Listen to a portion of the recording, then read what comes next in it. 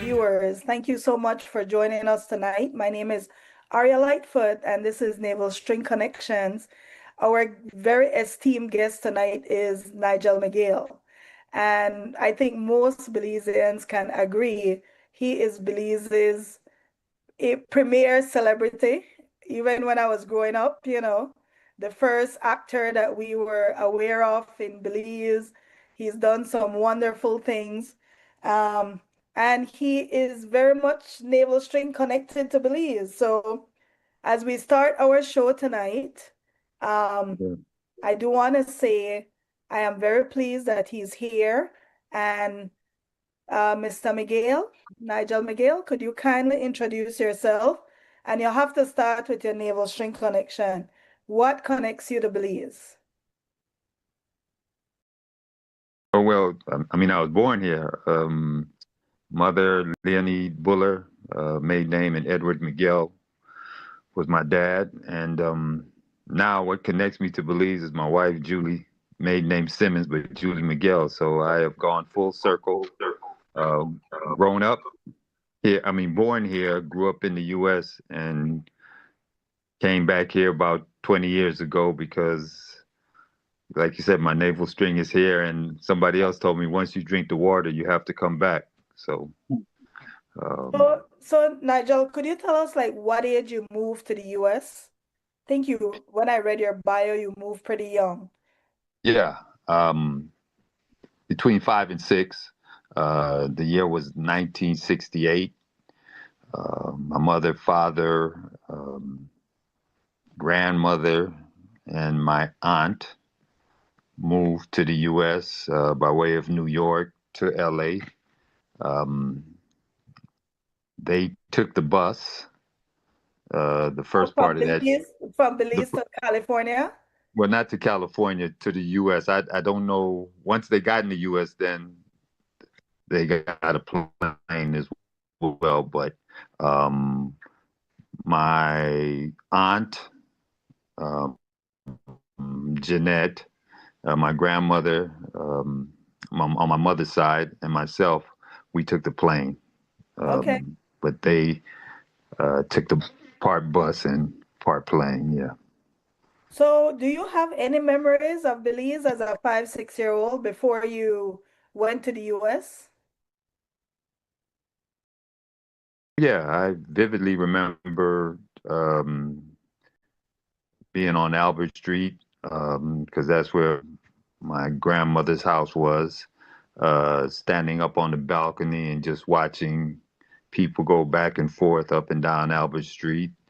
The house that my wife currently has, her Water Walkers Boys and Girls nonprofit, is based out of there. So that's very rewarding and fine thing that the house is still standing, one, but then it's doing something productive in the community as well.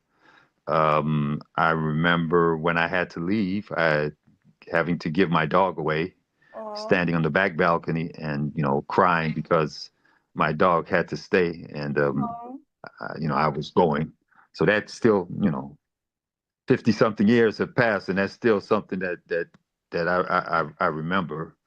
I remember growing up to where my father family was on Pilot Canal. That house, growing up there, just all the love, and there was a lot of. I have a lot of cousins. I'm an only child, but I have a lot of cousins, and we all, grew up there. So those are very fond memories. And yeah, the limited memories I had at Belize as a child. When I came back 20 something years ago, little by little, I got re-educated and reintroduced to Belize life, and I love it.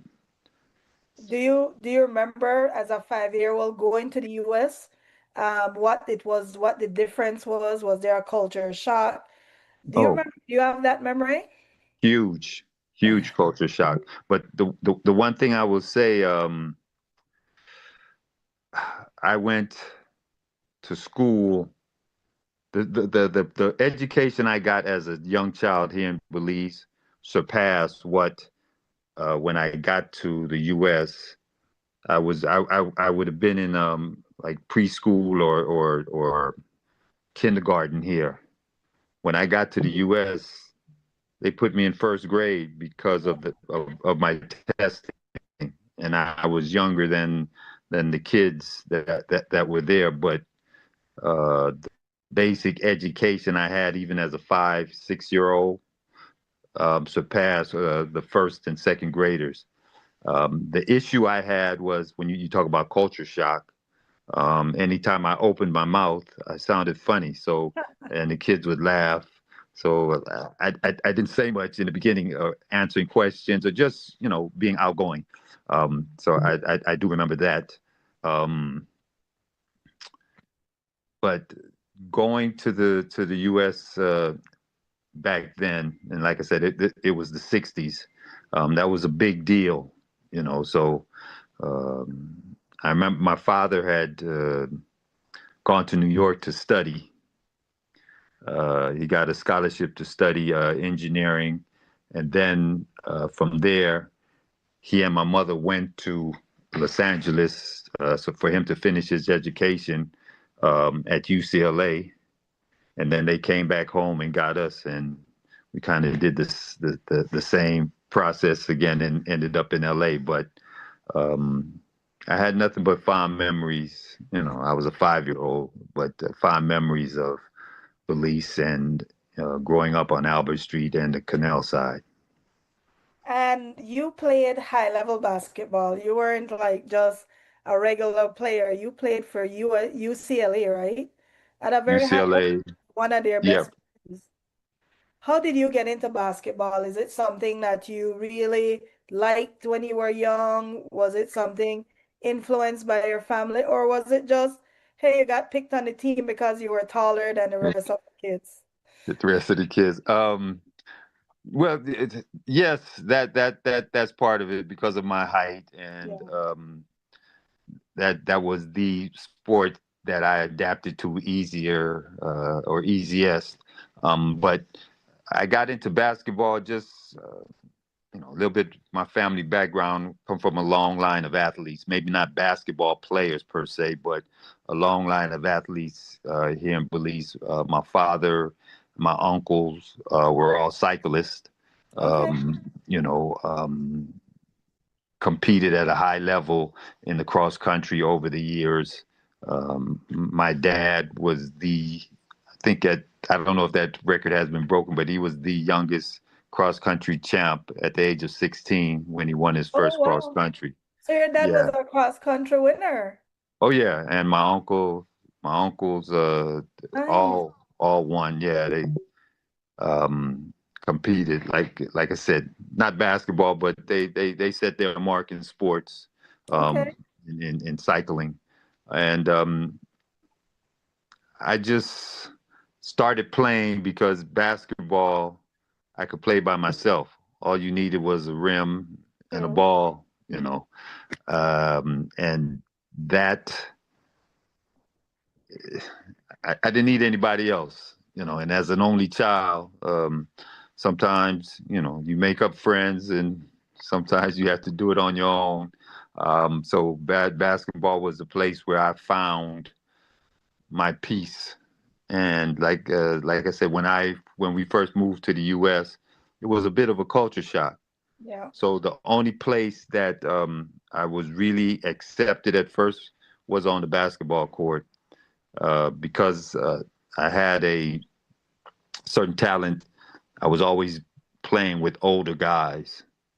And then I might have been young, but my height uh, would make me look like I'm 7 or 8, but I'm playing with guys 10, 11, 12, Right. uh, and so yeah, I just gravitated to basketball, like I said, because it allowed me to express myself, and it was something that I could do on my own. Uh, just shooting hoops. And you got drafted also to the NBA. You played there for a period of time, right? What was that Well, experience like? my NBA experience was short lived, but it still the process of getting there was an amazing process and just uh, a bit of a accomplishment because it's a journey. Like you saying, here's this little kid, 6-year-old kid from Belize Yeah.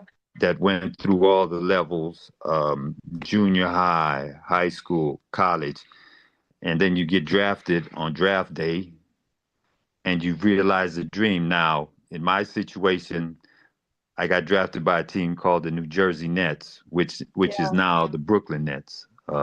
They moved. That was 1985. That year, I didn't make the team. I was like one of the last players cut, and I went to what they call now the G League. But back when I was playing, it was called the CBA, Continental Basketball Association, which is like the B team to the NBA. So Yeah. the New Jersey Nets has a CBA affiliate team, which when I didn't make the Nets that year, they sent me to their affiliate team in the CBA, which was a team called the Lacrosse Catbirds, which is in Wisconsin. Very So, cool. Huh? oh yeah, well, New Jersey was cold, but Right. Wisconsin was extremely cold. Yeah. Um, but the thing was, it allowed me to keep playing and to keep in the vision or on the radar with the Nets because they would send scouts to our games and they keep an eye on how we were doing and all that. And from time to time, uh, you might could get called up for what they call a 10-day, which they would it's a 10-day contract. They bring you up. Say if somebody gets hurt on the team, and this is how they would fill that spot. They'd bring somebody from their CBA team up to the NBA on a 10-day contract. Now, NBA rules, you're allowed to do two 10-day contracts. And if they want to keep you beyond that, they have to sign you to a contract for the whole year. Okay. Um, I finished out the year in the CBA. We went to the championship and we lost. But because of that, and I did very well. Uh, that year, 85, 86. I got brought back to camp the next year with the Nets, and Right. they signed me to a 2-year deal. Nice. Yeah, so but the problem was with that, I knew I would make the team. I had a very good chance. I got hurt during the preseason and during a game with the against the Washington Bullets. Well, they're called the Wizards now, but Right. when we were competing, there were the Washington Bullets. I guess um, Bullets and Washington. They changed the name because it wasn't politically correct. Right. I could imagine Uh, with all yeah, the well, crime as you rates see, a and lot of stuff. sports teams. Yeah. Yeah, a lot of sports teams are changing it. The Redskins are now the Commanders in the Yes. NFL. Um, the Only Cleveland only Indians are FSU, now. only Oh FSU yeah, got well, a name. FSU fought it. They fought Right. it because they tried to get them to change their name, but they said the Seminoles are Yeah. Florida, so Well, they we're not also got permission from the Seminole Indians from the yeah to use their from name the or natives, native. yeah. Yeah. So Um, yeah, so um, I but played basketball in high school. So I used oh to yeah, follow basketball back then. I mean, I can't tell you anything about basketball today, but in that era that you're talking about, my uncle, everybody was so into NBA in Belize. So yeah, I used to watch all these different teams play. Yeah. well, Belize is you're either a Laker fan or a Celtic fan from No, back I in was that a era. Celtic. I was a Celtic. Okay, Hated yeah. the Lakers. Wow, you sound like my wife. When I first met my wife, she told me that she was a Celtic fan, but because her older sister's boyfriend at the time was a Celtic fan, so that's what that's what they watched, So yeah, but I diehard Laker fan. Grew up watching those guys as well, and knew most of the people on the Lakers from from the '80s to the '90s. Well, that was my period, so those guys were contemporaries and good friends. So, but yeah, Belize. Uh, I came my freshman year at UCLA. I actually came back to Belize to spend I was supposed to be here for 7 days. And it's interesting that I'm doing a show with you guys. Evan X Hyde at the time really embraced me and reintroduced me to Belize, and kind of piqued my interest and desire to know more about the country where I was from, along with a gentleman by the name of Pullo Lightburn. They Yes. kind of, I know Polo. yes, kind of Yeah. walk me through and let Belizeans know, who I was. And at that time, like I said, I had been back to Belize before, but this was my first trip coming back as an adult. Or Right. I was 19, 18, 19, but as opposed to being a little kid, Right. actually. So that was an impactful time. Um, of my life. And like I said, I was only supposed to be here a week. I ended up staying like over a month. And the Oh, team, the team, the team called me, called my parents, and was like, "Hey, where's Nigel? He's supposed to be doing summer practicing, playing yeah. in the summer league, just all kind of stuff." So I had to tear myself away from Belize and got back there. But But look at it, you're still coming, you're still there. I yeah, mean, well, that was the genesis of it. yeah, You know, like I said, it was an impactful reintroduction to my country. Let's just say that. awesome. And so, how did you transition into Hollywood? Because you went from basketball and the first movie I remember you in was Colors, right? Yeah. And because people made such a big deal, they're like, there's a Belizean in the movie. So how did you How did transition that to happen? Hollywood? Well, I would say the school I went to, UCLA, we used to have all kind of actors and producers and just industry people come watch us play. Okay. So my senior year at UCLA, I met a gentleman by the name of Lee Majors, who Lee Majors, well, most people know him from the $6 Million Man. He was married to Farrah Fawcett, um, who was in Charlie's Angels, and Yeah. all those people used to come to our games at UCLA. And I got introduced to Lee Majors through I did an event with a young lady that was she had diabetes, but she Oh, was an actor.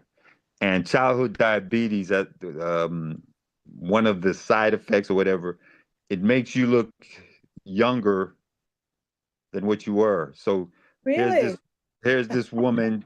Well, she was very small. She didn't grow, Okay. just a few things, but um, she used to play. She was in her early 20s, but she would play 11, 12, 13 year Oh, old kids.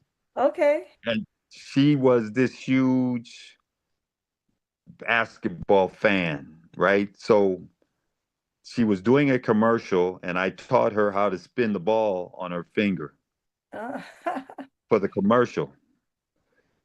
There was a guy that used to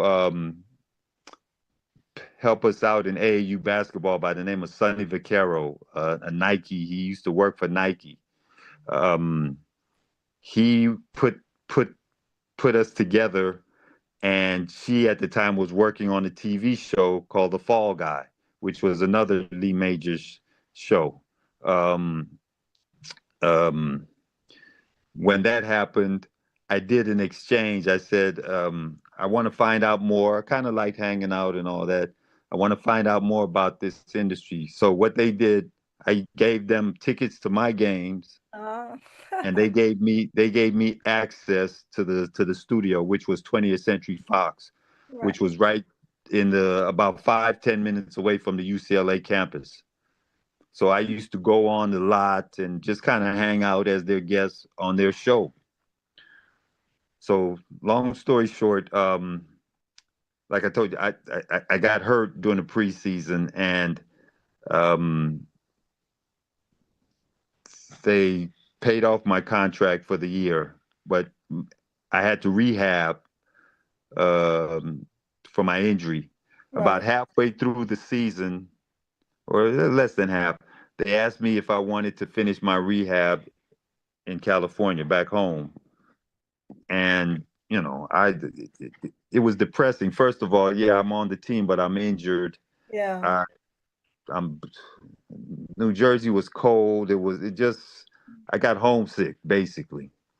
So they sent me home to finish my rehab, and the place that I was rehabbing at was a Joe Curlin facility, which is NBA authorized, but it's where the Lakers actually train. Okay. Um, the guy, I met a gentleman in there, an attorney, and he knew who I was, and we started talking. And he's like, "Hey, man, you want to do commercials?" I'm like, "Yeah, what is it?" He said, "Well, there's an audition for a Burger King commercial, and they want basketball players." So he sent me out on that audition. I got it. From that commercial, I got an agent. And before even doing colors and all that, I was doing a bunch of commercials, which was actually a pretty lucrative. I'm a year or two out of college. I ain't making a I lot of could money. imagine, right? So the fact, you get to do a commercial and, you're on TV and all that.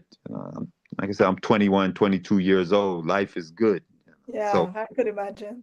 and from that, Jason, the attorney's name was Jason Madison. Jason used to represent all these actors, not in their field, but say like if one of them got in a car accident or Right. this or that, he was their Go to attorney. he was their go-to attorney. One of the persons that he used to do work for was Dennis Hopper. Dennis Okay. Hopper was the director of colors. Yeah. I'd go hang out with them and just became friends because Dennis Hopper is a huge basketball fan too. And he offered me a role in colors, and the rest was, And you got the opening role, right? yeah, yeah. But I'd say all this to kind of like people always ask, how did you get into it? It wasn't Yeah. anything I had planned. Obviously, it was a blessing because the opportunity was given to me. But it wasn't anything that I planned. Let's just say that. Yeah. So You know. Colors was your first real acting role, though. I mean, it was the beginning scene. You got killed in the scene. I remember that. No, no, Um, I didn't get killed. I didn't get. I played a gang leader. They shot somebody. oh, I I thought was you. just there. Yeah, yeah. Yes. No, no. Okay. Okay. Yeah. Okay. Um, but yeah, that was a huge movie. I didn't know anything about the movies per se at that time, but I just know that all the actors and the people associated with the movie were like, big time people. Yeah. So here it is on my first time on set. One of my first scenes was with an actor by the name of Robert Duvall, who, is just major. Yeah. And Yeah. I'm sharing the screen with him. Then you have Sean Penn at that time, who was like the original bad boy. Then he was dating Madonna. So And it's crazy because I used to like Sean Penn yeah, he until after I dated Madonna, then I didn't like him anymore. So he Well, you know that whole thing, I got a chance to listen to be at the table, at the dinner table sometimes with them, and this was like the beginning of what we know now as paparazzi, Yeah, and it's common now, but back then it was just starting right. to happen. And I used to hear him talk about how, his life isn't his anymore, and it was very frustrating. And But I I, imagine. I think a No little bit of it, privacy. yeah, with him and Madonna. And I was such a big Madonna fan, so it's like yeah, as yeah. a young Actually, person to find out. Madonna was bigger than Sean Penn, Yeah, yeah, So I think a little bit of that with some insecurities and just all, yeah, but it was, you know, being close to it, but not actually being a part of it, just yeah, watching the dynamics of, that relationship and just everything with now. People want paparazzi around. Back yeah. then, That's true. nobody really wanted it. That the big time agencies now call them and let them know, hey, my actor or my client is going to be at such and such Yeah, place. send your paparazzi. Exactly. So, Yeah, yeah. but Back then was the holiday inquirer though. We didn't have internet or anything. exactly, yeah, it It wasn't was no the internet. inquirer just Yeah. making up half the stories. Yep, So I guess yep.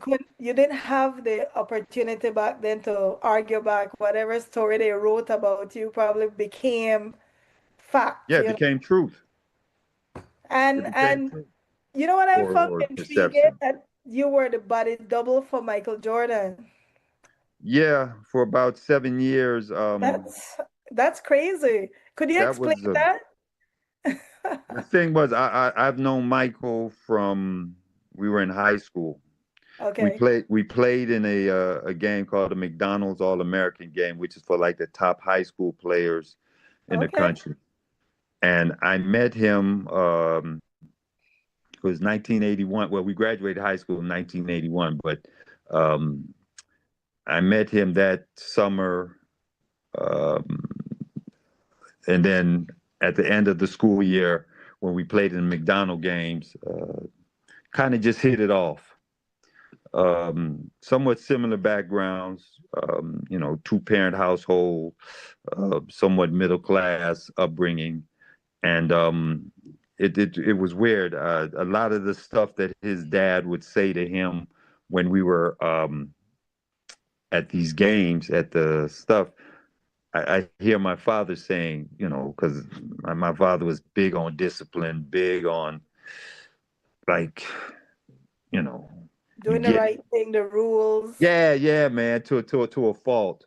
Um, His upbringing, that British, yeah, yeah. yeah, He like very I just used to scheduled. remember my pop was saying, "Hey, look, if you're gonna be someplace or whoever you have with you, you better be a leader because if you're a follower and you get in trouble and all that, I don't want to hear any excuses." You Right. know. So I heard that, and so Mike and I we hit it off, and then obviously as we continued to play, and he became this superstar um when we when he started doing stuff with Nike, and I was doing stuff with them as well, but for more of a like just getting a commercial, not being like Yeah. the star in the commercial. um the people at Nike and the ad agency called Wyden and Kennedy, they never knew the relationship. So one day we're on a set together, and nobody, I don't say he's in a bad mood, but nobody wants to approach him and all that. And he sees me coming over to him, and he hollers out my name. And from that point, like, I used to get special treatment anytime, anything coming up with him. And you They need would to want, talk to him. yeah, they would want me on the set, right? So he had a personal assistant um, that all of a sudden just decided, hey, Nigel, seemed like, you and Mike, he likes having you around. Because what they would do, he would need a double for whatever he does because his time is so valuable. Uh, Um, they, even when he shoots a commercial, he would only be able to do it like 4 or 5 hours a day or whatever for that. When you're shooting a commercial or a movie or stuff like that, Uh, there's some long days, but he wouldn't be able to commit, say, like 12, 16 hours to doing it. So that's when the right. body double stuff came in. So a lot of stuff that you see with him That's where it's not his amazing. face, a That's lot of you. it, a lot of it is me, yeah. And the woman's name was Esty, and Esty pulled me aside and she made it official. So, like I said, for about 7 years, I contractually I was his double wherever he had a commercial or something, an event or whatever. They would bring me there. So I went all over the world, Oh, uh, nice. different. Oh man, it's amazing. I saw some Another things. person I absolutely loved as a young person was Michael Jordan because I played basketball and Uh, I love how he played. I always thought he played heart and soul. oh, When, amazing, yeah. But how did amazing. it like as a body double? Like what were some of the things you did as a body double for him? Okay, I mean, you'd be surprised, but like I've actually, and this wasn't even part of a commercial per se, but they needed. I was in a limousine one time, and because they needed a diversion, Ah, so I'm in the limousine dressed like him. Get into the car from a distance. You know the barricades is here. Get into a car and drive off. People thought he was gone, and then he exited another way. oh, That's like nice. something day to day. But if we talk about like stuff that was on screen, um, I wish I would have been able to send you some of the clips that Right, the commercials, but because I'll say them, but they might not mean anything um, to you guys. Well, obviously Space Jam, right. um, with the animation and So um, that was mostly you. a lot of it, yeah, when you're Oh, not seeing wow. face and all that, yeah, That's because amazing. that was painstaking and very long days, Yeah. and uh, Michael might work eight hours a day, but to complete the filming in the time that we had with him, there might be another 8 hours that they would need him, but To do the shots, to do the yeah, basketball so it was me. A lot of the That's crazy. like there's and you can go on YouTube and see some of this stuff. CEO Jordan, Okay. um that was a huge commercial where we shot in the city of Chicago. That's um where I am right now. oh, okay, all right, Yeah, so Chicago. the mercantile, um well, the stock exchange in Chicago. Okay. New York has the Yeah. NYC. Chicago has their own stock exchange. We actually use that building Okay. as his office. So we would shoot before they'd open. I think it was like 5 in the morning. We would shoot up to like 4 o'clock in that Oh, wow. building, um, through the night leading up to like 4 o'clock. Nice. Finish up. They would open up, and then they would close off a section of us so that we could continue to use that. We did that for a week.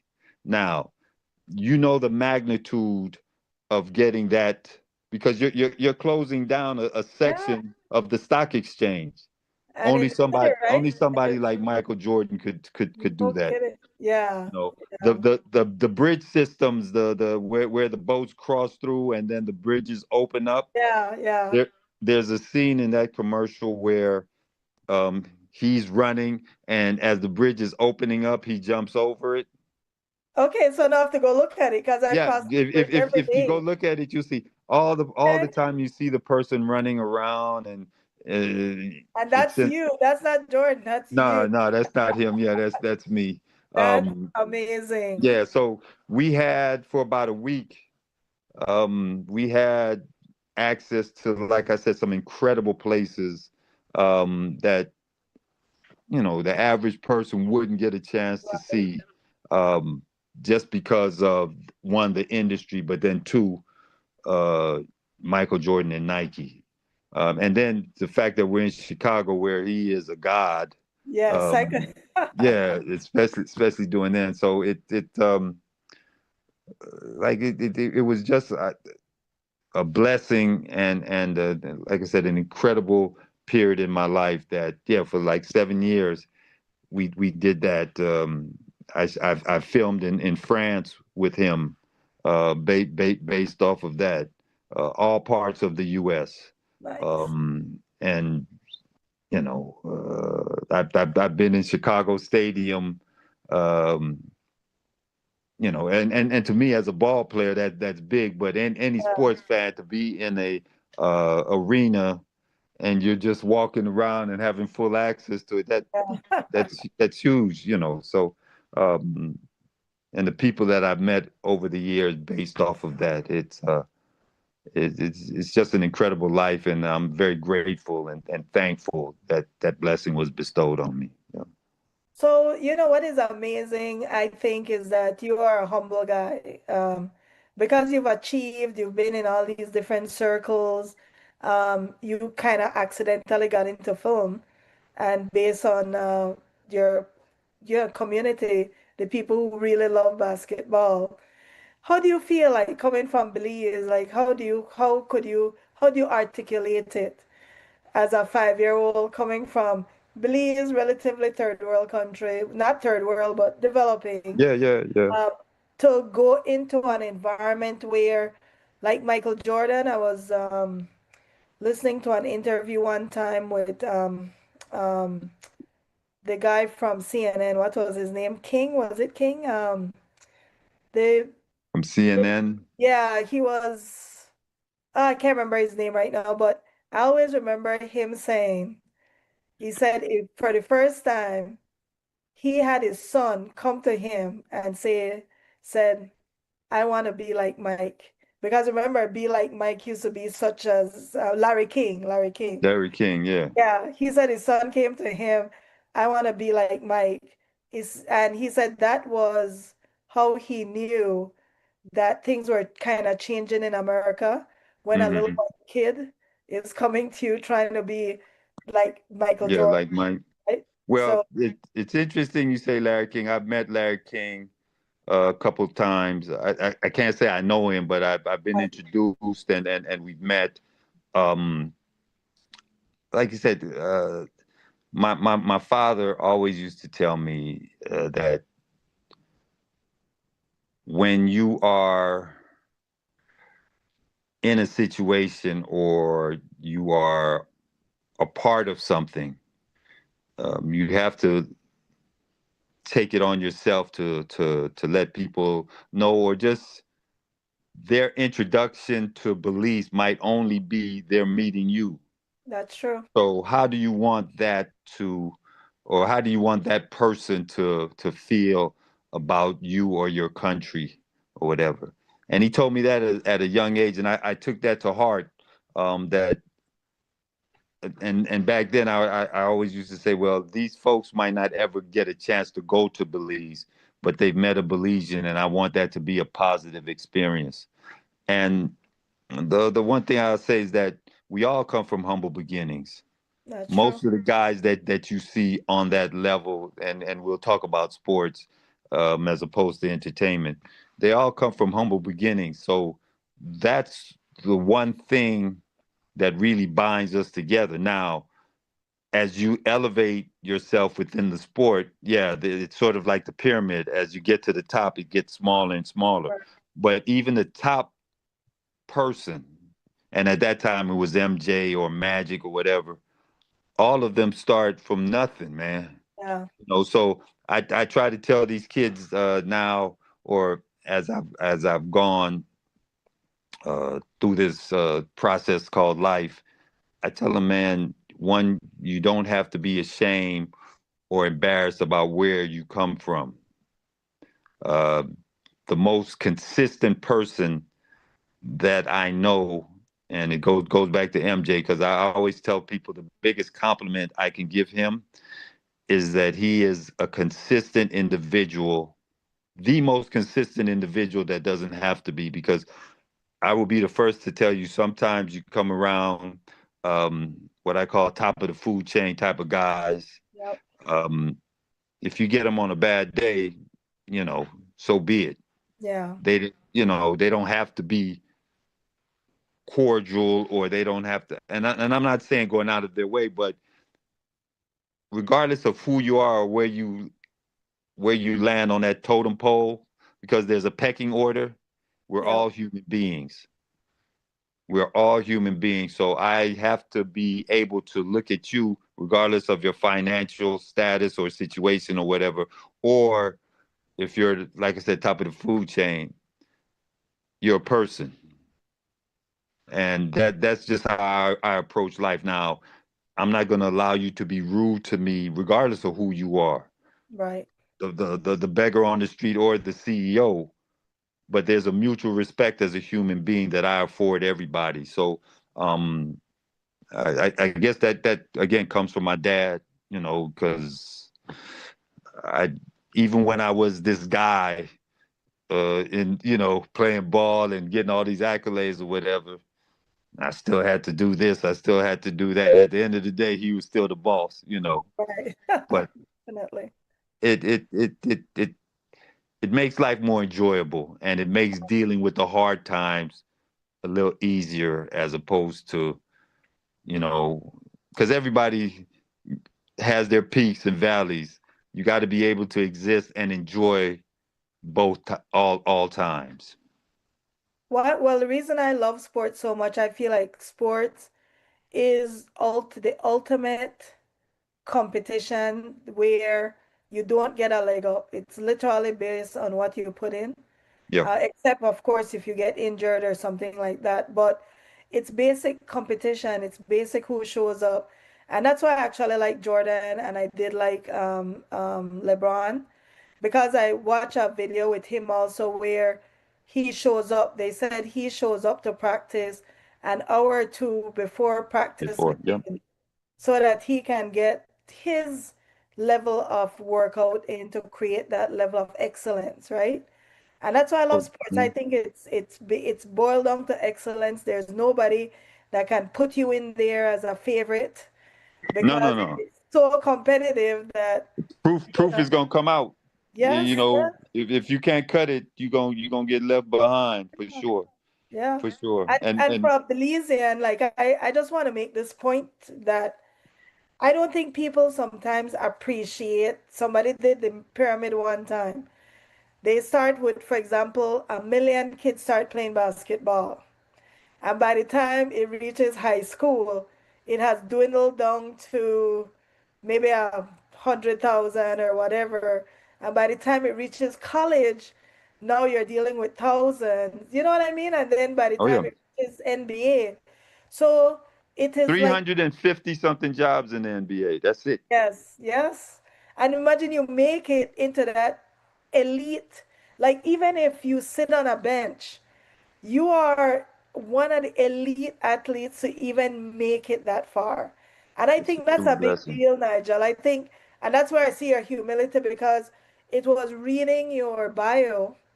I wasn't even aware of some of the things that you've done, right? And let's talk a little bit about film because you have gone beyond acting, Yeah. right? But tell us a little bit about some of the movies that you've been in because you have been in a few movies. Yeah. I've done a few. I mean, some of the more notable ones that everybody kind of knows about, even if they don't know that I was in them. The big one is Space Jam and White Men Can't Jump. Right, right. Um, White Men Can't Jump was kind of like, it was sports. It dealt with, it was kind of the cool thing to do. Stereotypes, but in Yeah, a fun you way. know, Yeah. everybody for years, um, people would walk up to me, and not just in the U.S., in other parts of the world, and quote lines that I said in that movie. My character in White Man Can't Jump was the White the Flight McGee, and I again remember being in France and these kids chasing me, hollering "Flight, the White the Flight," and that was the magnitude of that film, but then it's also the magnitude of the of movies. You Yeah. know, how you can be in another part of the world, and somebody is seeing you in something, and they notice you, which, you know, it's nice. I mean, I I'm a private person, but I also like to interact, but I'm Right. not a person that seeks that stuff. But when it happens, I appreciate it, and you know, it's nice. My wife used to always say, "How do these people know you?" You know, Yeah. we we'd be in the airport, and somebody would come up to me, and she was like, "Who is that?" You know, and but yeah, but it is like you see the effect of a project that it had on someone. Like I was doing a podcast uh, earlier this year, and uh, I did a movie called Heaven is a Playground, which we shot in Chicago as well. But Okay. it was actually based off of a book that was written about a sports writer called who goes by the name of Rick Tellender, that this summer he spent in New York. And he made a book, a bestseller, and we made a movie about it, but we changed the location from New New York to York. Chicago. And the reason why we changed it, well, it was two reasons. One, this was actually supposed to be Michael Jordan's first movie that he did. Okay. And this was before he became Jordan. He was MJ. Right. This was in the '80s, but he hadn't won any championships yet. The NBA was controlled at Young that Michael time. Jordan. Young Michael Jordan, yeah, Magic and Bird was controlling everything. So Jordan was a great player, but he didn't reach that status of those guys. So Hollywood really wasn't like, you know, chasing down a Michael Jordan movie project. So So we Harlan actually, is actually going to show one of your commercials while we're talking. pardon me. Harlan, the Oh, engineer in okay, the okay, background, okay. he Yes, is yes. going to post up your bag of groceries, Oh, 2000. okay. Yeah. Yeah. All right. Yeah. So, this is the Coke spot. This is directed by the Hughes brothers. I don't know, Alan and Albert Hughes, I've heard the critically name. acclaimed. Yeah, Yeah. critically acclaimed film and TV directors, and most of the uh, like big time commercial film directors, they all want to direct commercials and stuff because one, it's introducing a whole new audience, but then two, it's very good money for a short period of time. Right. Right. Um, And for a films, for a little small spot, right? 30 yeah, seconds on average. 30 seconds. Like, well, like this, what they do, they have what they call lifts. So a 30-second spot is a lift from a 60-second spot. But Mhm. because of advertising time, it's cheaper to run 30-second spots than to run a minute spot because that's not your traditional commercial, but you can get it, but you have to pay more ad time to get it. So when they Okay. actually shoot that commercial, it was actually a lot longer, but what they actually put out there was the 30-second lift, and that's what you saw. Everybody Right. basically sees, but those, like for a film, you make a director make a couple $100,000 for a 2 hour film. That's a lot of work. He can make that same money for a 30-second commercial.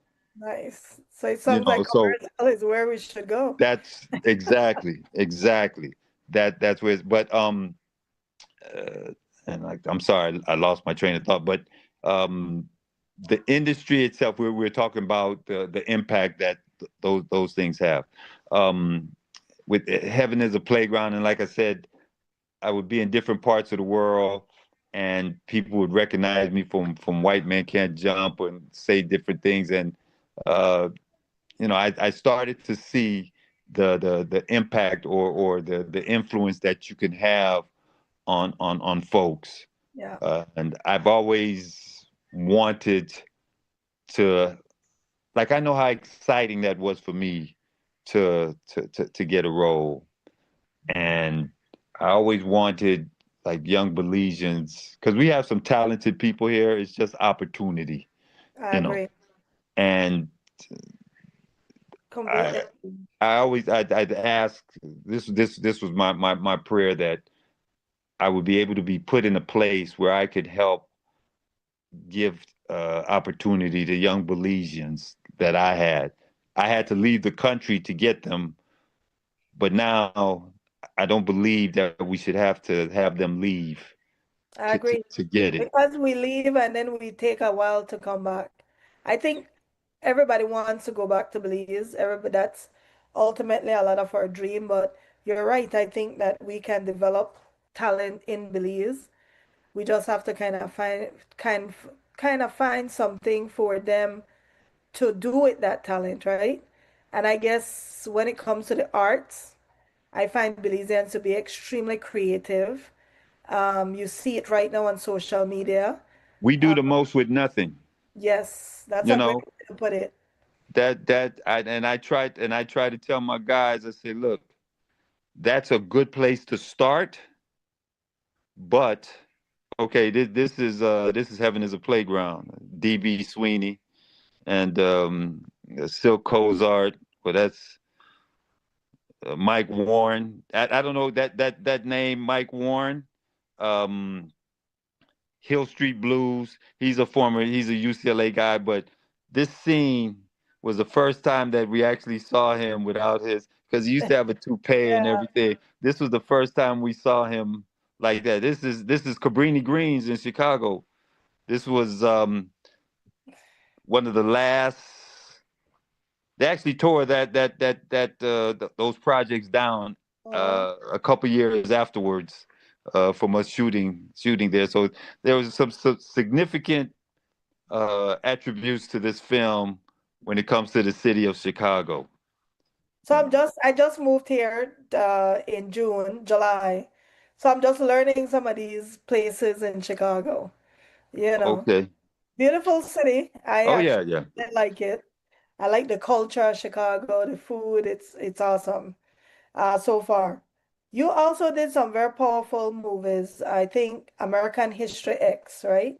Yep. I remember that that was a very powerful film that I remember. How do you feel about that movie? Well, it's interesting how I got involved with that because I was more behind the scenes with that.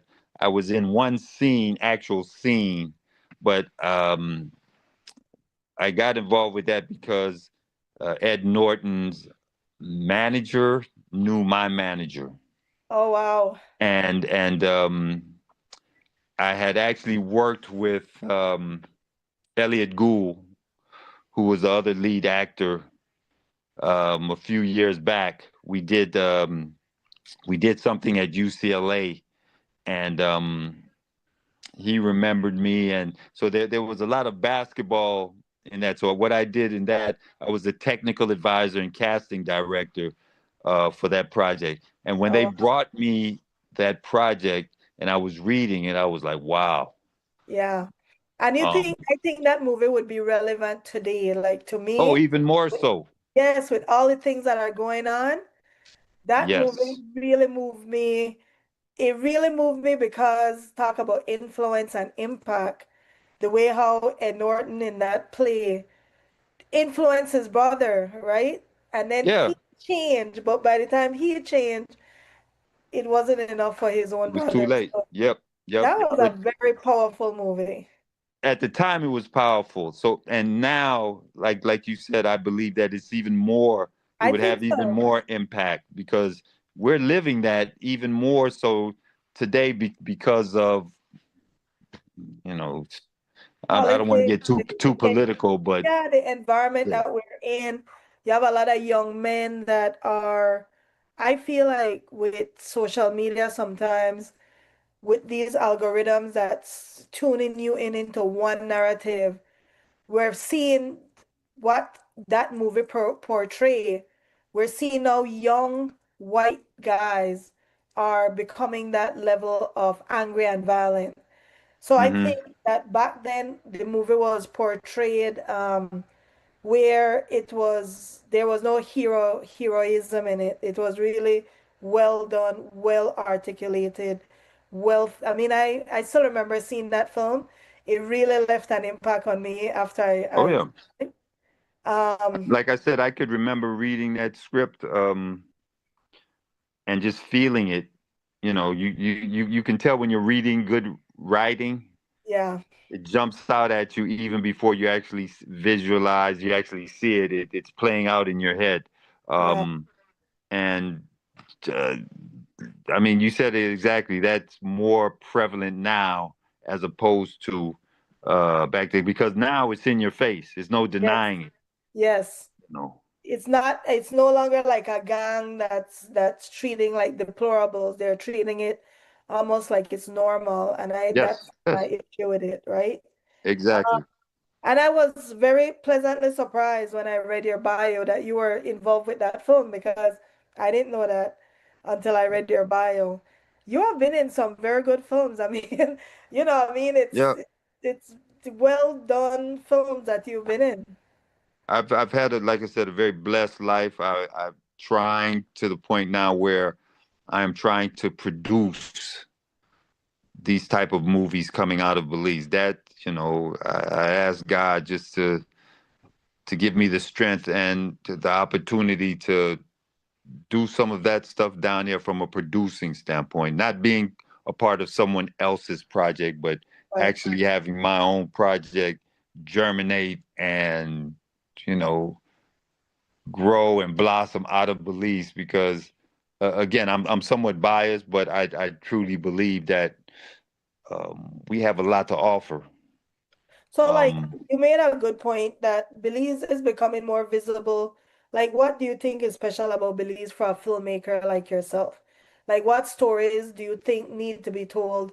Because one of my observations in Belize, even with news, sometimes with our Southside kids who are predominantly Black kids, we don't hear their stories. A lot of times when the media is reporting, it's sometimes negative. We see the end results of what's going on with some of our kids, but there's no story that goes along with how did they get here? How do we change it? That's why I love the fact that your wife is volunteering to kind of impact these lives. What well, stories do you think need to be told about Belize? again, I see it daily through her, and a lot of things I see through her eyes. Um, like I see like our young men, they know that they're losing, but they don't know why. Yeah, I try to tell them that they how can I put it? It's like frustration, like that energy. I try to tell them it's not that they're bad kids, but if you have energy and it has nowhere to go, yeah, it's going to get out. So negatively. negatively, yeah, it's going to get out. So we have to be able to channel that and put it in a productive sector. Now, that's where we come along, the adults or the system that's created here in the country. We have to be able to give them those avenues to channel that energy so that it is in a positive way. Stories that I would like to see or that to get out because if you look at what's going on in Hollywood, there is a shift. There's a dynamic shift. The people are interested in hearing different stories. They don't want to hear the same thing. Right. The world, you look at some of these African movies, which started out Oh, to I love be, them on yeah, Netflix. they started Yeah, out. I don't know how long you've been watching them, but in the beginning, I watch them all the time. they weren't that good, but they were Yeah, interesting. Now yes, they've gotten better. yes. So Especially South Africa, I think. South Africa, what I is think it? South Africa is Nigeria, actually up. Kenya, Yeah, all of those are like excellent. So we can do the same thing because, like we made the comment, Belizeans do a lot with nothing, man.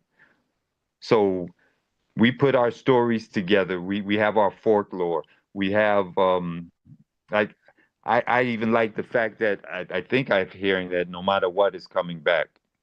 okay, Um, good. Yeah, that was an excellent start. Denver, Fairweather Fairweather. He went to did school with me. okay. Yeah.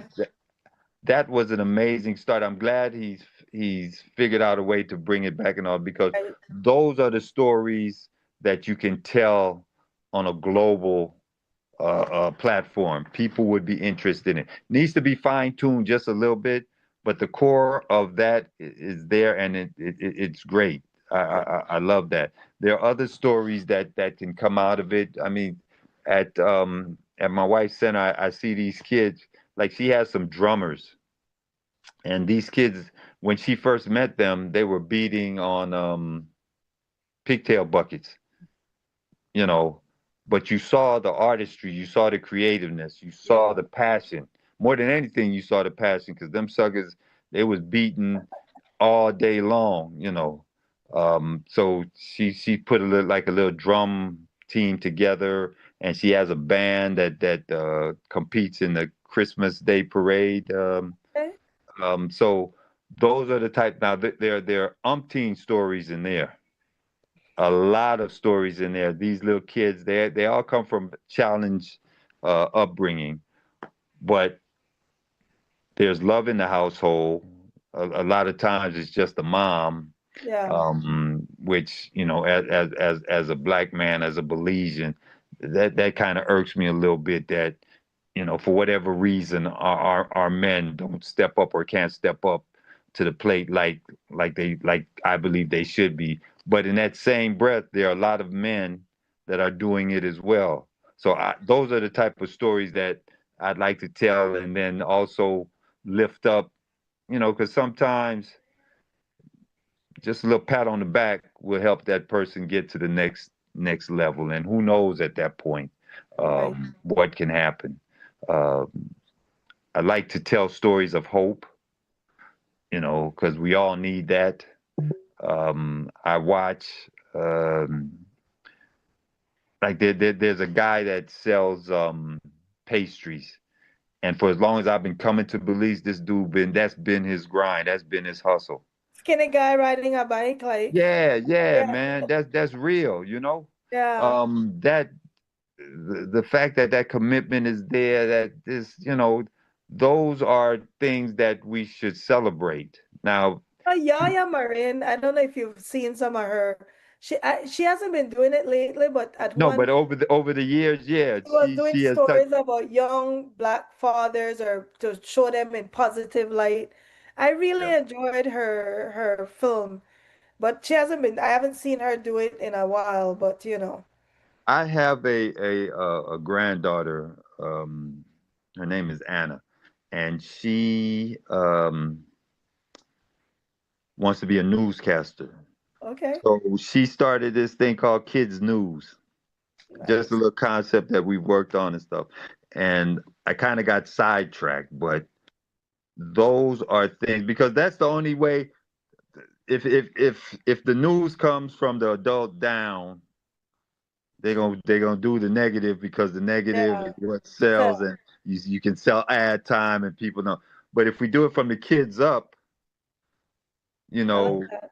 yeah, that's a way of putting a positive spin and showing, um, you know, the good side because I sometimes, man, you look at the news and you would think that, damn, don't nothing good happen in Belize, Yeah, and that's my problem. They lead with it and they end with it, and you that's know, and problematic. and and I know that it's not just Belize, but Belize is what's near and dear to me, and that's Right. home. So that I choosing that as an example, but it's all over the world. They you know sensationalize what's bad or what's going bad, but I say that this place has so much good It that we has could be good showing. people. The Yeah, Belizean, the people, amazing people, and um, again, I kind of circle back to I see it firsthand at my wife's center that like she has a women's group and that meets on Wednesdays, right? And just the impact of those women getting together and you know it's not nothing special or big, but they yeah, look forward to that Wednesday meeting every week, and they bond, and you know, the stuff that happens within there is magical, Yeah. you know. So those the stories like that, and then again showing off our culture, our music, you know. The world is ready, man. Now more people are coming to Belize because of this, the tourism and the beauty of the country or whatever. But we should also be able to export creatively what we have as well, you know. And yeah, you bring a lot of people to Belize, and like you said, you are many people's first introduction to Belize, right? Um, what do you think as a filmmaker some of the misconceptions are? Because I've seen film with Belize like Mad Dog. I don't know if you've seen Mad Dogs. No, It was I filmed in had. Belize, but it was all about Belize. What Well, are some I of would the tell you why. misconceptions? I was the one that actually brought Mad Dogs to Belize, but Oh, interesting. we lost out on that because, well, the writer and producer of Mad Dogs is a friend of mine, Okay. and the perception of the script was, it wasn't even Belize. It was a fictional name. It was in Puerto Rico. They film, but they talk totally about Belize. The No, whole, but that's what I'm saying. That was after yeah. we did some rewrites and we did this Okay. and that and all that. So what we were supposed to do, because the first year was already committed to Puerto Rico. Okay. So that's why we flipped it and we did some second unit here in Belize. It wasn't enough to like balance out all of the other Puerto Rico, whatever. Right. But that was supposed to come in year two. Year two, Mad Dogs was supposed to be 100% shot in Belize. Let me tell you, I should have known a Belizean was involved because I'm like, the way how my dogs was written, I was like, has to be a Belizean Oh that was part of this consulting process. Don't yes, put the I bear. Don't put the bear. we fought for some, and in shooting it, I just couldn't get them to change 90% because it was 90% shot in Puerto Puerto Rico Rico. and then 10% done here.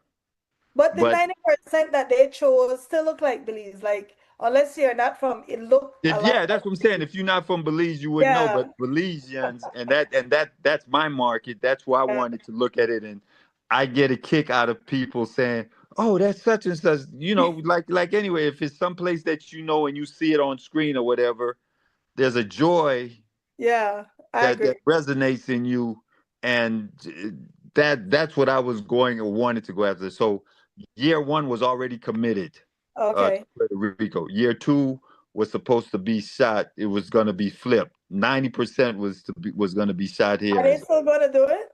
no. But see that's the thing. That show was so popular It because was. it was just a little show that nobody thought anything about at first. Yeah. And when after the first year, um, the returns on the show were so popular, the network tried to take over from the producer. This Yeah. guy is a big time producer, and he was like, "No, I want to shoot it how I want to shoot it. I don't need your input because you guys weren't that in, excited But it about was it in the beginning." popular, so obviously it Yeah, did it but right. they got excited about it after it got popular. Right, of So course. they were trying to tell him, well, you need to do this, this, and that, and he didn't want to. Yeah. So he was like, if I'm not going to be able to do it the way that we started out wanting to do it, I'm not going to do it. Now, for him, he had three or four other projects going. So if they weren't going to shoot Mad Dogs, he ended up. I don't know if you remember, they did a remake of SWAT, the TV show, Uh, um, and that yeah, it was on ABC, and okay. that was his show as well. So the guy, the only people that lost out from not having a season two, three, four of Mad Dogs was Belize. And it was such a good movie, but it was like the Yeah, accuracy was crazy. I'm like, every time I watch it, I recommend it. I'm like, whoever this guy is, he either lived in Belize or no, somebody. we went through, we rewrote because at that time when you're streaming, and it was a prime show. It's Uh, still on Prime, by the way. yeah, it's still on Prime. Yeah, Yeah, yeah. and they I think it was 9 episodes. Yeah, 9 episodes. So we rewrote all the scripts, throwing in Wow. little Belize, tidbits and stuff to make it as authentic as possible. Dunk to the Mennonites. I mean, dunk to the. Yeah, yep, You guys yep, went into all these different cultures. It was well done. Well done, then.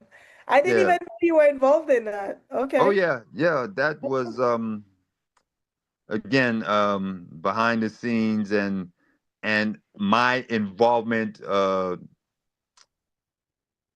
officially would have been more. I would have been a producer on year two. Oh, So that's we that. need to get that made then. We need to figure I, that out.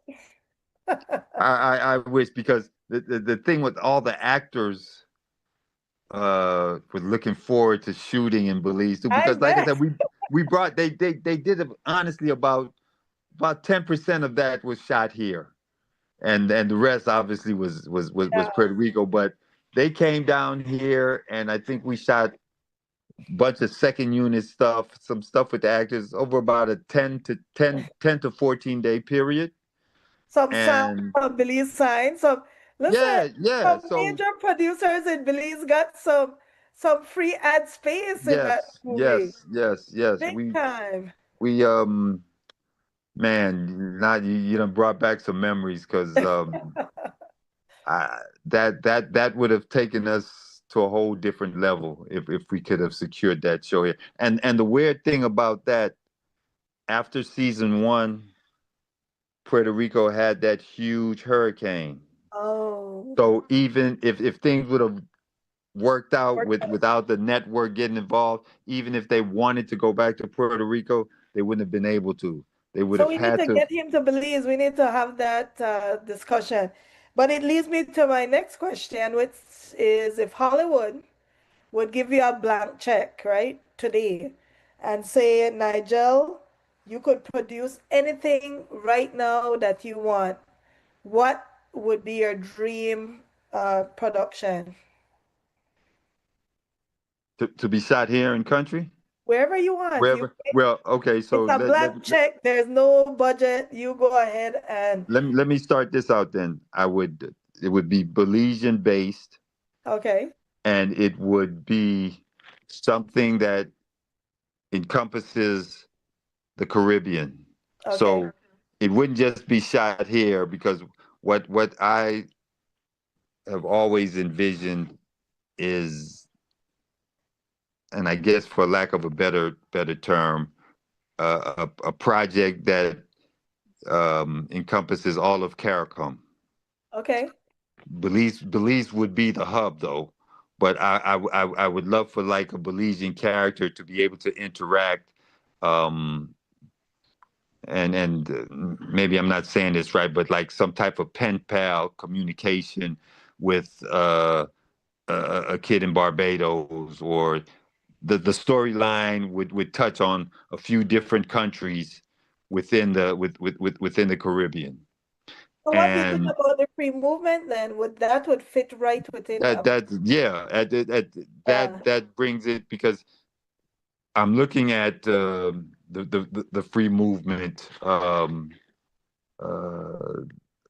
opportunity, and that's perfect, because then you could create something that's authentic with that storyline. Um, I'm not a writer though, so that's my We have only. writers, you're a producer, we have Yeah, writers. yeah, yeah. But that's what I would love to see, because the dynamic of just opening up the world to these young folks, man.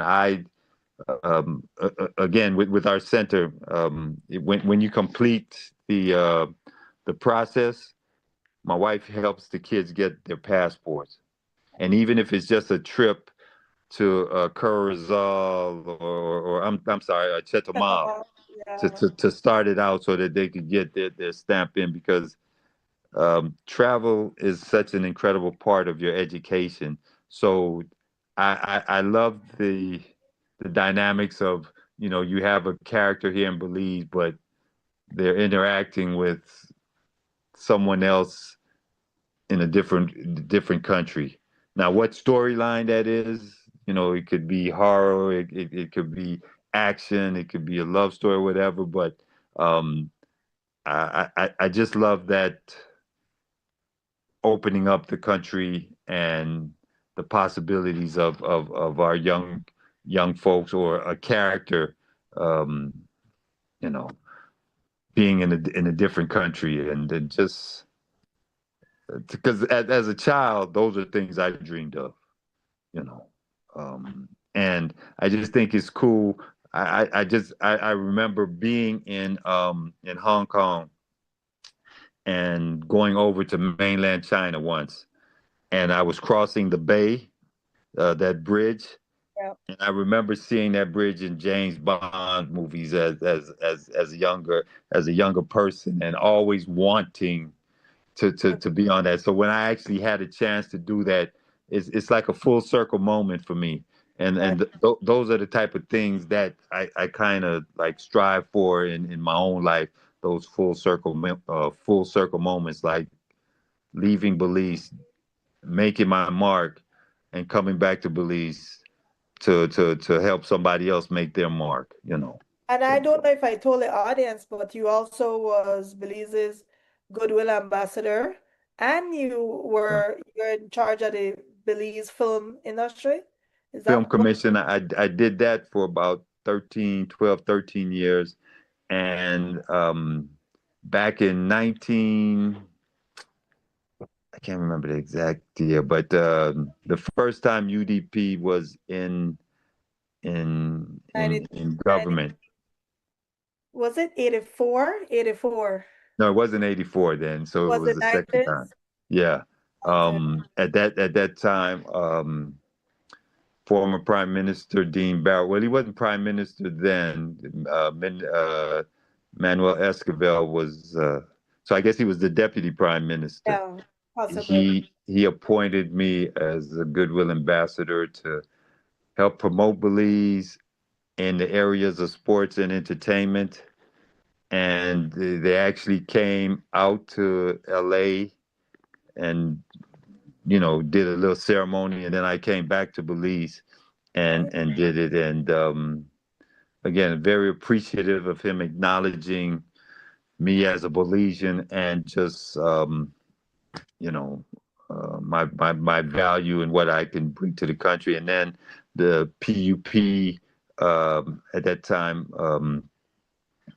Right, Musa. no, Said Musa, yeah, Prime Minister Musa uh, acknowledged the position, so it kind of like it kept going. So no, I've always told people, man, I'm all about country first, and you know, I tell folks too that that's the best thing that I have to offer as an individual is the country that I came from, and um, you know, I'll take that to my grave.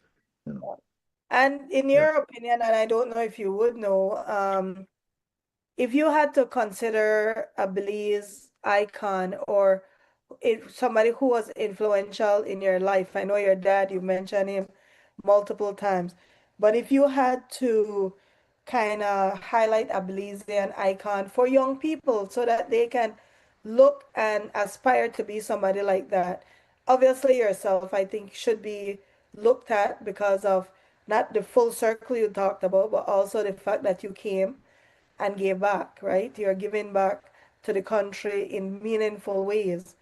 But who do you think young people should look to, or what advice would you give young people who, like you said, many times they have this frustration that they're not where they want to be, or they feel like the deck is stacked against them. against them.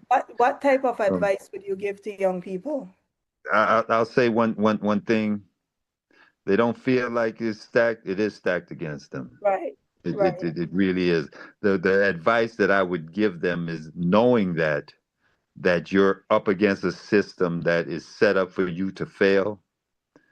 You have to allow yourself a chance to succeed. And when I say that, don't do the dumb stuff Yeah. that puts you behind the eight ball. I don't even know if they know what that term means anymore Right. because they just, but at a disadvantage. Um, and as Be a far as leader, like your dad said, be a leader, not a be a follower. leader, not a follower. I see some of these young guys, and there are some great leaders, young people that are great leaders. The problem is that they're leading you down destruction. I tell some of the same gang guys that come by my wife's center, I tell them, I say, hey, man, you are a leader, but you're not leading properly. Yeah. You're not leading properly because why? What good is it to have this power when you're just being destructive? You know, um, and then when you talk about people, again, I was so blessed and fortunate. I had my hero every morning waking me up, which was my pop.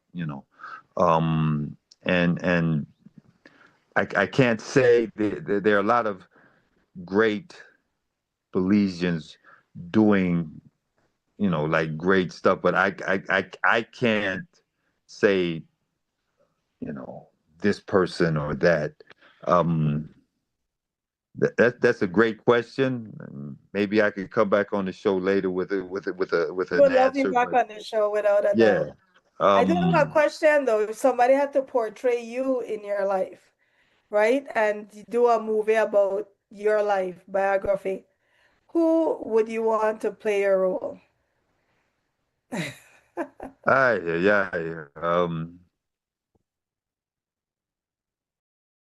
Geez, I don't know, man. Me, I don't, I'm being silly. I don't know. I don't have an answer for that. But I I don't know. Have you Um, ever thought about writing a book or doing something about, again, I've thought about writing a book. It's just that I'm not a writer. I know but I have some. you could notate it and then get a Yeah, writer. I have some great stories that I would like to share.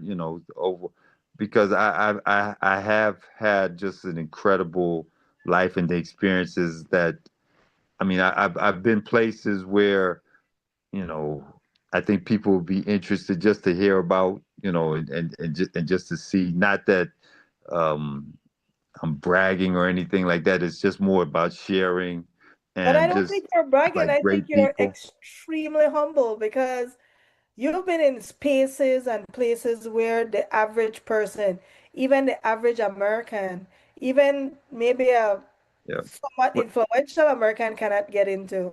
I'd like to share it because I always tell people I don't mind being the first Belizean. I just don't want to be the only. Right. And if some of these kids, I just know with kids, if once they give up hope, then that's it. And the one thing that I've always had, even before I started doing stuff, for whatever reason, I was a dreamer, and like I'm hopeful that like kids seeing me or being around. And that's why I try to bring all my guys down here just so that they can see that these are real people. They're not ghosts. Um, they get Whenever up in the Michael morning. Jordan, I am very open to that invitation. Just Well, look, I've been trying to get MJ down here for a while. I thought I had him. We brought people associated with him to sort of say, but it's a lot of moving parts with him, man. I bet, I bet, Man, it's only gotten bigger. I But bet. but with the grace of God, maybe at some point it will happen. But even if we don't get to the pinnacle of MJ, there's a whole lot of other influential We cats have that his have body come through. double. We have Yeah, his. well, yeah, So, yeah. Quick I question. Are you guess working on any projects right now that you like to share? Any? I'm Oh, working. I'm working on a couple projects. I'm trying to get a movie finished, edited, paid. Everybody paid off. This has been like a thorn in my side because uh, like you do stuff. Sometimes it doesn't work out as smoothly as it should. But the one thing that I will say is that I am a committed person, and once I start something, I finish it. So that's a project that we have. It's called The Haunting of San Ignacio. oh, nice. Um, so, That sounds uh, like Maya ruins are involved. Maya. yeah, little, Yeah. yeah. So I got to finish that up, and then we're doing some music stuff. I I don't like talking about it before it happens, Yeah, but yeah. I will share it with you. But yeah, I do have some stuff in the works. Good, good. And like I said, but by the grace of God, it will get done. It will get done. Yeah, It will. yeah, it will. I don't doubt. It's just Right. the timing of it. So, So how long do you think the haunting of San Ignacio? That sounds kind of exciting. When can we anticipate the release 20, of? 2026, Good, next 2026. Yeah, year. That's the coming next year. up soon. But the thing is, we shot it 2024. Okay. So, not that it would have been released now. A lot of stuff is timing on when people are buying new content and you want to work the right deal and all that kind of stuff. So um, uh, I have some investors in the film that, they want to get paid off, so it has to come out soon. So Right. they've been very kind and waiting for me to get it done, because the thing is that they understand that this is beyond just one sector or industry in the country. Something Right. like this comes out and it's impactful or it's positive and popular. The whole country benefits from it. So it is. I would say the people that I work with in Belize, the industries that I work with in Belize within the industry, film industry, have been very understanding. They might not get what's going on, but because of my relationship with the country, they've been very understanding and allowing me to um, get stuff done at a certain pace and time. So I don't know if any of them are online listening right now, but I truly appreciate all the work and commitment to the partnership of what we're doing. The actors that have been in that worked on the project, the vendors, everybody locally that worked on the project that um, might not have gone as smoothly as they wanted. Just know that it's still happening. We're still finishing up, and just you know continue to stay positive, because we will get it done, and it will be uh, glorious and beneficial to all of us here in Belize and beyond. And this is a great time to say thank you so much. We're now out of time. I've really had fun learning about you because Oh, it's my I'm pleasure. very impressed with what you've accomplished and all the different things that you've done. I'm big on the diaspora. I love this show because I get to talk to Belizeans all over the world and just to see the rich experiences that Belizeans over the world have that and you're a that Belizean from the diaspora that came back home. You came back home, you're contributing home, you're highlighting home, you're advertising Belize to the world. You're an ambassador outside of just being a goodwill ambassador. So thank you so much. Thank And you. I'll let you have your last words. Well, no, thank you. I appreciate the time on the show, and yeah, again, I'll repeat what I said earlier. The country of Belize is the best thing that I personally have to offer the world. And if it's anything or anybody associated with me, they got to come get on board and see what's happening down in Belize. So again, thank Wonderful. you. Thank you. And I'd like to also thank XTV, Creme Radio Harlan, who is our engineer, and Noor Mohammed, who is the producer of this show. Oh, okay. Yeah, Thank you so Nuri. much for being here, and I truly enjoyed this time. So hopefully you'll come back on, and when you release that Yeah. haunting of, we would love When to I have some more stuff to talk about, I will definitely come back on. And please, I just heard you say Nuri Muhammad. That's my man. So thumbs up to Nuri. Awesome. yeah. Thank you. Okay. All right. Thank you.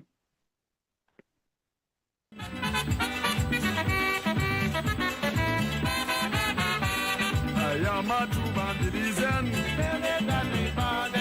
Release my home, my native land. I want you people to understand. I am proud to be a Belizean.